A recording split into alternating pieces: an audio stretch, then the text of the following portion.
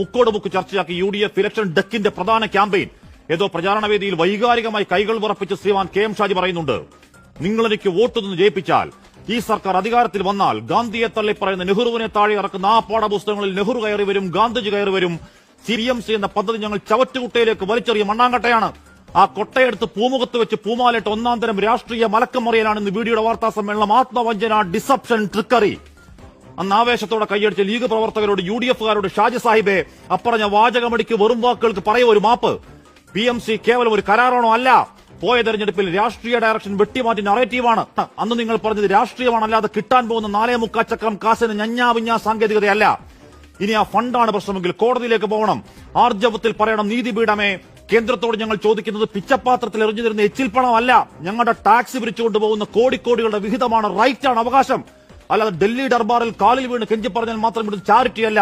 അത് കണിശമായി പറയലാണ് രാഷ്ട്രീയം. ആ രാഷ്ട്രീയം പറയാനുള്ള മടിയാണെങ്കിൽ, കേന്ദ്രത്തോട് ഏറ്റുമുട്ടാൻ പേടിയാണെങ്കിൽ അത് പറ. അല്ല ഏതോ പേപ്പറിൽ ചാരി നാട്യം കളിക്കല്ലേ, അരാഷ്ട്രീയ അവതാ പറയല്ലേ, തൊണ്ട തൊടാന്ന് വിഴുങ്ങാൻ കേരളം കുടിക്കുന്നത് ബാർലി വെള്ളമല്ല.